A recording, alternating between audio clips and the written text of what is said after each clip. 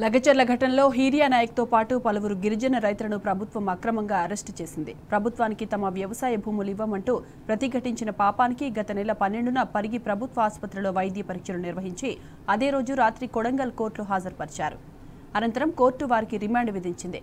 దీంతో రైతు హీరియా నాయక్ను పోలీసులు సంగారెడ్డి జైలుకు తరలించారు. నెల రోజులుగా హీరియా నాయక్ జైల్లో ఉన్నాడు. పచ్చని పొలాల్లో వ్యవసాయం చేసుకుంటూ బతుకు బండి లాగుతున్న హీరియా నాయక్పై ప్రభుత్వం కక్షగట్టడాన్ని హీరియా తట్టుకోలేకపోయాడు. దేశానికి అన్నం పెట్టిన చేతులకు సంఖ్యలు వేయడాన్ని చూసి క్షణక్షణం మదనపడ్డాడు. తీవ్ర మనస్తాపానికి గురయ్యాడు.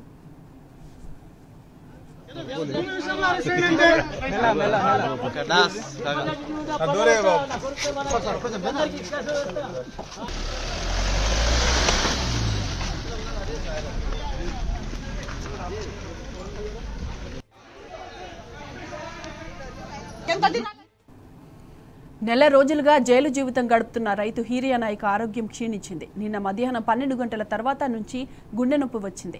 విషయం తెలుసుకున్న జైలు అధికారులు 1:30కు ఆసుపత్రికి తీసుకెళ్లారు. వైద్య పరీక్షలు నిర్వహించిన అనంతరం మధ్యాహ్నం 3:30కు తిరిగి జైలుకు తరలించారు.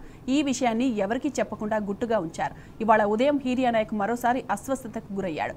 దవాఖానాకు తరలించి సీక్రెట్ గా చికిత్స అందించారు. అయితే విషయం బయటకు పొక్కడంతో పోలీసులు కుటుంబ సభ్యులకు సమాచారం ఇచ్చారు.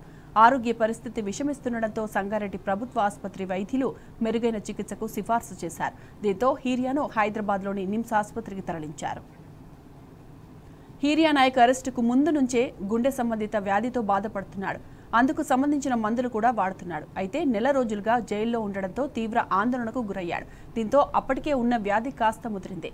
ఆసుపత్రికి తరలించే క్రమంలో పోలీసులు చేతులకు బేడీలు వేయడంతో మరింతగా మనస్తాపం చెందాడు. దీంతో 24 గంటల వ్యవధిలో మరోసారి హార్ట్అటాక్ వచ్చింది.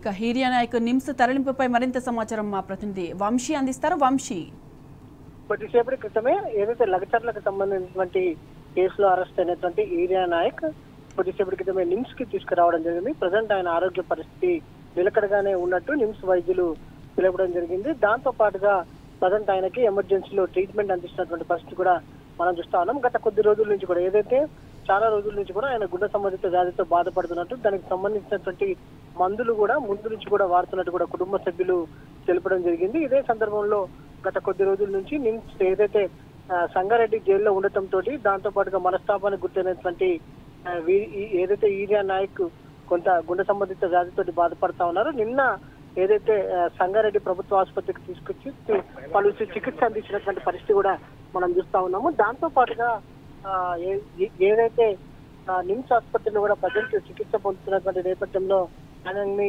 కలవడానికి కూడా లగచర్ల నుంచి వారి కుటుంబ సభ్యులు కావచ్చు, దాంతో పాటుగా ఈ ఇతర ఏదైతే సంఘాల వాళ్ళు కావచ్చు ఇక్కడికి చేరుకున్నటువంటి పరిస్థితి కూడా మనకు కనిపిస్తా ఉంది.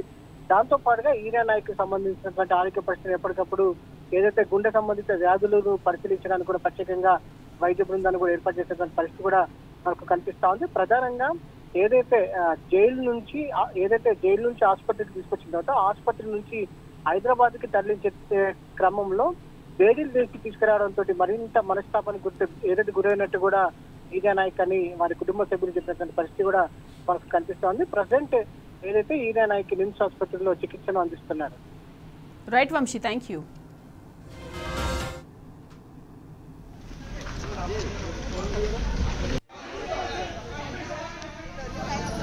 కూర్చోండమ్మా.